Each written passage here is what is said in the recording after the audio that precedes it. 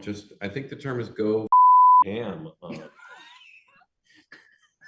Not All John. right. Not John Ham. No, not go. Don't go ham on John Ham. No. No. Yeah. No, not in room. Nerd Reactor, roll out. Nick, Andrew, how's it going? Good. Thanks for having us. Yeah. All right. So I don't understand you. The two characters being stranded, trying to have a romantic time and trying to make something good out of it. And I was wondering for each of you, has there ever been a moment where you were stranded and then like a good adventure came out of it? Oh, sure. Numerous times. Let's see. There was Give us one. just one. Okay. Well, I was. We just have time for one. I was in a plane and it crashed, and I ended up alone on an island with a volleyball. Oh. And so I kind of just adapted to living Did there. you name the volleyball? Yeah. Huh. Willie Geist is what I named the volleyball. It sounds familiar. Right? But yeah. Sounds very familiar. Anyway, so I guess that's the closest I've been to feeling like stranded on a. What was that? I don't know if I've ever seen Castaway. This is based entirely on, like that's one of those movies that I like was like, sure. I mean, I think you get it. Right? Right. He's a castaway. Yeah. That's sort of what we're dealing with. Other than that, have you been stranded? I've never been stranded. I did have sort of the first time I went to Paris with an ex-boyfriend of mine.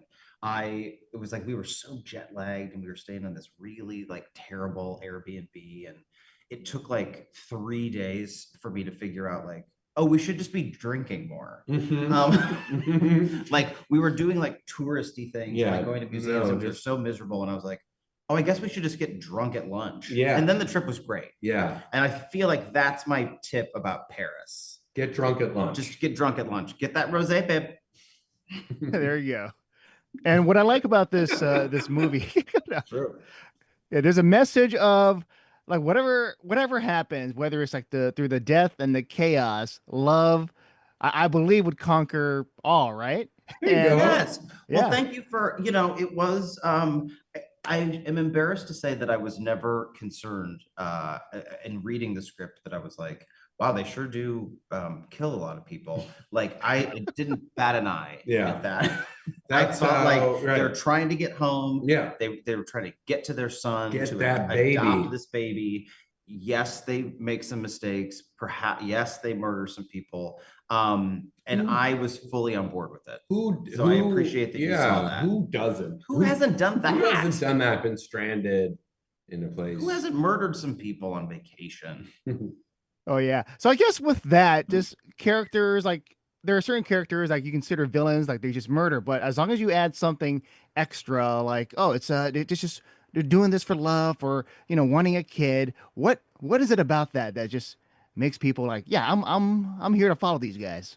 Well, I think in this case of our characters, Dom and Cole, like based in part on the writer-directors, David Craig and Brian Crano, who it's kind of merging two of their stories of their real life, what happened to them as a couple trying to adopt a baby in like a nightmare vacation in Italy. And so I think they very, I think in a very unique way captured those experiences and made them into one that we could then, just, I think the term is go fucking ham. Not John. Not John Ham. No, don't go ham on John Ham. No. Yeah. No, not in room. All right, Nick and Andrew, that's all the time I have. I just will say thanks for the interview. I can't wait for the movie to come out and for everyone to check it out. Thanks so much. Appreciate it. Morgan, how's it going? Good, man. How you doing? Good to meet you. Good. Yeah, same here. And so yes, this movie, I Don't Understand You. It's like kind of like a vacation, idyllic, and also death and mayhem. So what was that like, just being in this movie and then just figuring things out, like, because it starts off happy and then it gets darker and darker.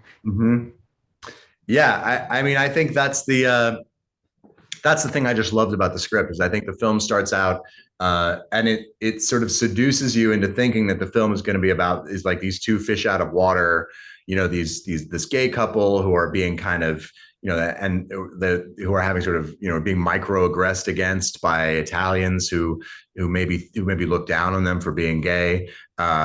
But actually, it's about they're sort of projecting their sort of fantasy of persecution onto everyone around them, and that paranoia causes them to behave in ways that are, I think, fair to say, like sociopathic. And I think there's something really, yeah, I don't know. I thought it was brilliant. I thought the way that turn was handled was really great. I thought the way the film also relies on the audience to kind of be like, yeah, gay couple, who cares? And I love that. I think that's, it's quiet. The film is quietly asserting that like being a gay couple with a kid is like a really normal thing, and then just getting on with it. And I think that's true. It is a really normal thing.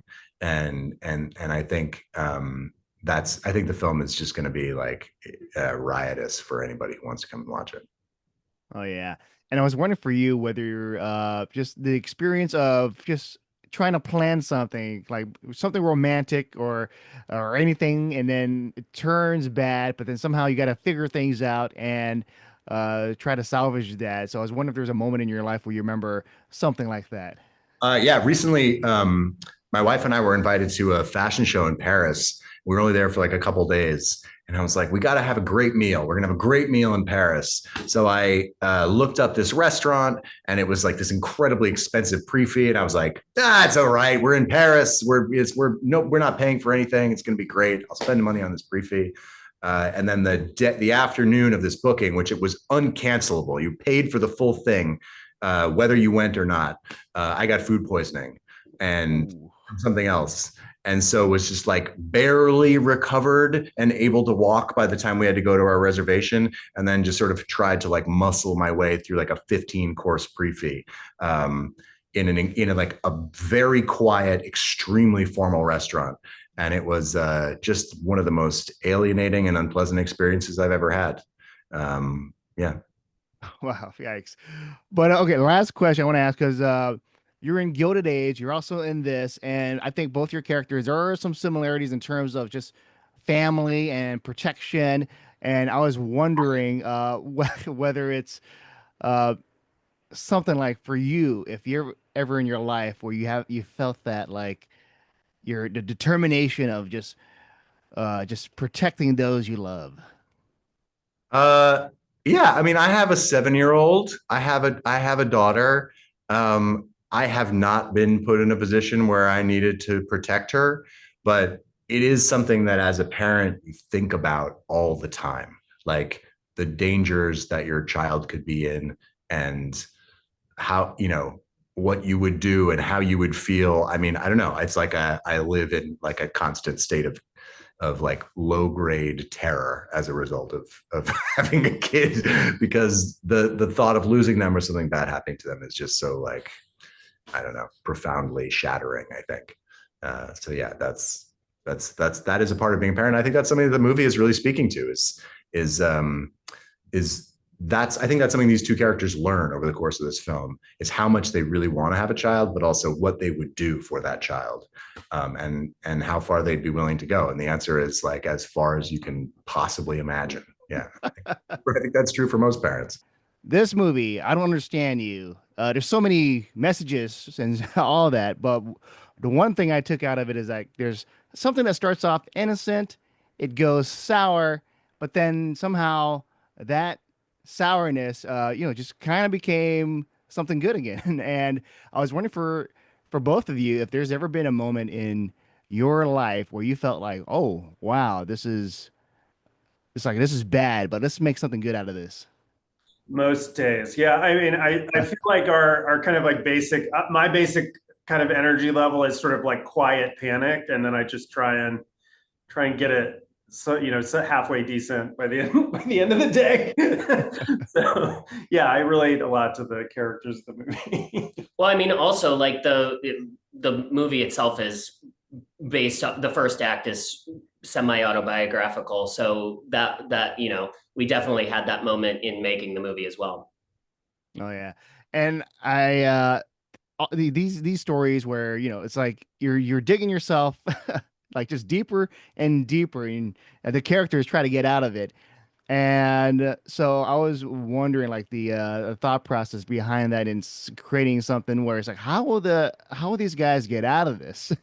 We love the idea of the audience being put in a tense position, and hopefully by the time that things start to go wrong for the characters, they've really like are on side of these two guys getting a kid.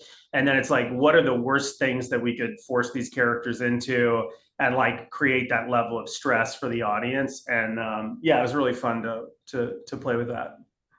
Oh yeah, and I think especially with the kid aspect and just having that moment of humanity, even though there's so much just death and chaos. So what was that like in trying to balance that?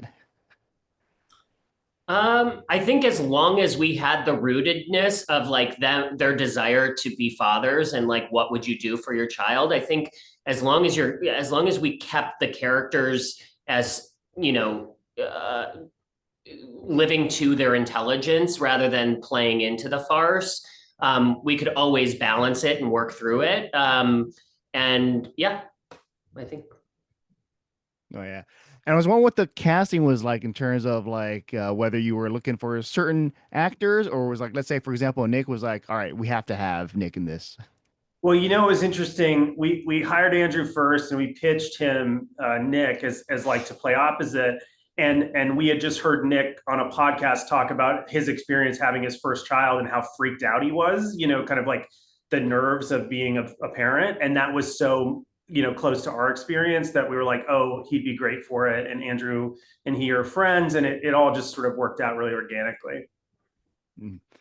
And I want to know about like the set, like let's say, because it's just being able to go to another country, right? Like, is there a specific reason why like a certain location compared to another place? Well, I think Rome, we always say like during the day, it's like, especially outside of a major city, it's like so picturesque and beautiful, sun hitting all the vistas. And then at night, it gets really dark and spooky. Yeah. And I think the juxtaposition of those two things where it's like idyllic, scenery that then has the, option of being really sort of scary, terrifying, I think was really what we were looking for. Yeah. And I think my last question would be in terms of like just that being scared, right? Like the thought process, like what could be worse than just being alone, isolated, and like the thought process is like, how do you come up with ideas and do you like throw darts on a board? Oh, I mean, I think it's very easy to like our question when we're writing or developing stuff like this is like, what's the worst thing that could happen? And just like pitching back and forth, like, well, what if it was that? What if it was this? And like, how do you move this body or whatever? Like it all became just sort of very organic to like, what would be the worst thing that we could kind of come up with? And yeah, it was really fun to sort of play with it that way. All right. Yeah. David, Brian, it's a pleasure chatting with you both. And I can't wait for, once this movie comes out and everyone else is able to check it out. Thanks, John.